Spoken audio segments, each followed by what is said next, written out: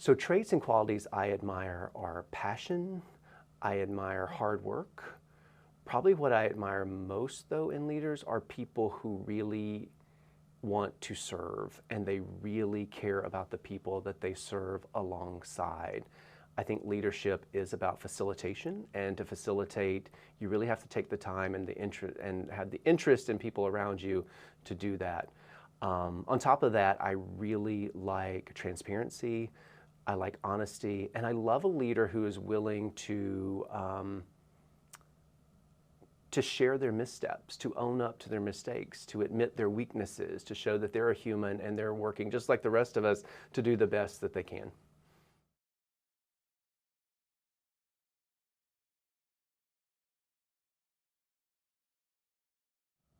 I think one thing leaders have to avoid is the temptation to feel like they have to have all the answers to all the questions. Instead, they have to really network and get to know the people in their community that they're leading and find out where those people have relative strengths and how those people can help answer those questions. And related to that, I think they need to work very hard to make sure they acknowledge those people. I fear sometimes leaders think if the buck stops with them, and it does, that ultimately they focus a bit too much on their own decision-making process and not all the wonderful contributions that the people they lead can make to the ultimate goal.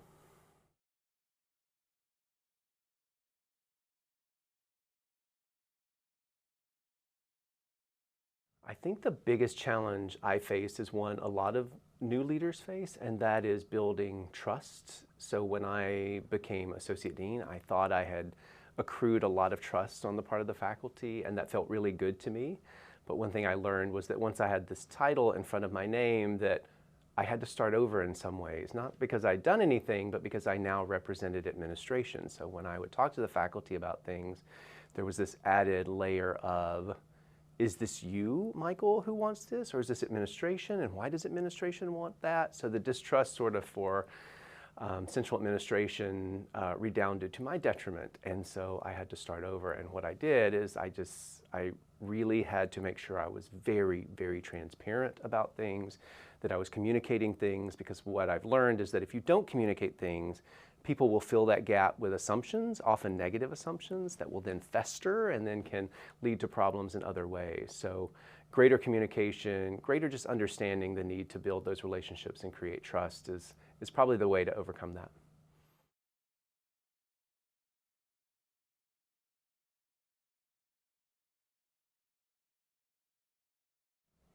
I think the best thing I have done to prepare for leadership is something that probably sounds very simple, and that is I simply spend a lot of time thinking about people I've encountered who I wanted to follow, who I trusted, who I respected, and became just very critical about what it was about them that caused me to feel that way.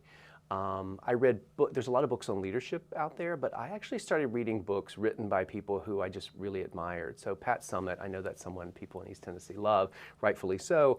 I read her book because I really admired this person, everything I saw in documentaries, and she has an excellent book about how she led, and it was a very people-forward approach, and it was all about building community and lifting people up, and I think that helped me a lot.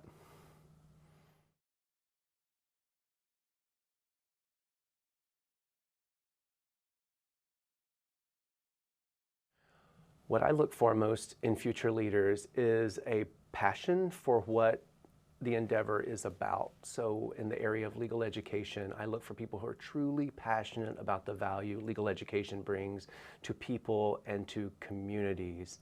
What I don't love is when I see someone who's pursuing leadership that I perceive to be for personal reasons, for personal aggrandizement, and there's a bit of that, and that's fine. But at the end of the day, leadership is all about service, and it's hard work, and you're probably not going to be successful, or certainly not be perceived as successful, if you don't have a true passion for the group that you're serving.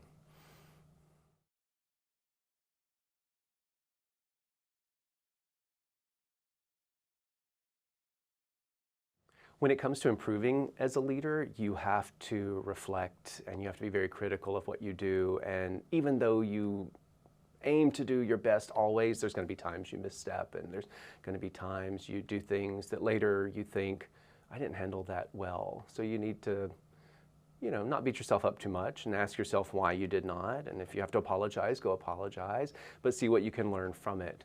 And also continue to just really pay attention to leaders around you. There's going to be people around you who you think are very effective leaders.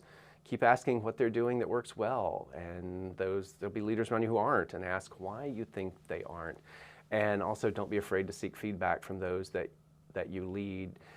One thing I've learned is sometimes people will give you feedback, but often it's only negative feedback. It's not that often that they'll come and say, by the way, you're doing a great job, even though sometimes you really need to hear that. So I think it's okay to ask from time to time, how am I doing?